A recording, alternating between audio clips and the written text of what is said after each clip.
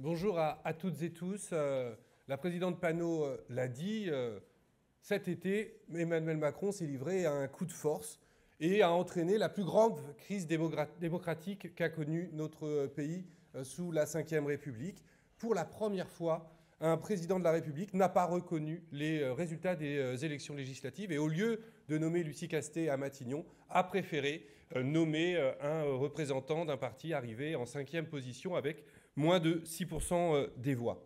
La souveraineté du peuple a donc été totalement bafouée par ce président de la République. Et nous le constatons jour après jour, les voies de recours contre un tel coup de force sont totalement insuffisantes dans notre pays. La seule manière de faire, et notre groupe, la France Insoumise, s'en est saisi, c'était l'article 68 de la Constitution et donc la destitution du président.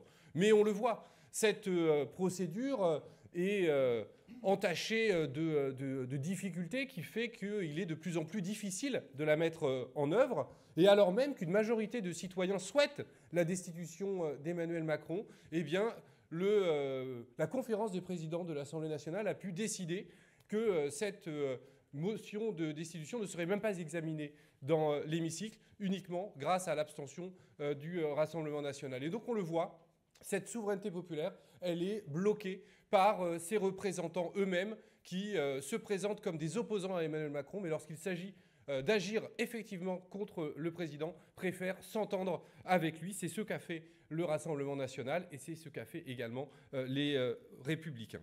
Alors, ce peuple souverain, quand il donne un mandat, il doit pouvoir le retirer. Et c'est pour cela que nous déposons donc une proposition de loi constitutionnelle visant à instaurer un référendum révocatoire. Ce référendum révocatoire doit pouvoir viser le président, mais il doit également pouvoir viser l'ensemble des élus. Parce que dans la 6e République que nous souhaitons de nos voeux, le peuple est souverain et il l'est à tout moment et pas uniquement un jour tous les 5 ans lorsqu'il vote pour élire le président de la République.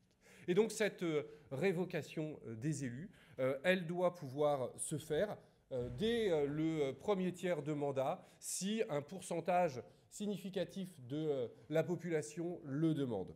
Nous renvoyons à une loi organique le détail de ces mesures, mais en tout cas, c'est ce principe que nous voulons mettre en œuvre, la responsabilité de l'élu, qu'il soit responsable des promesses qu'il fait pour qu'au final, les promesses n'engagent pas uniquement ceux qui y croient, mais bien ceux qui les font. Je vous remercie.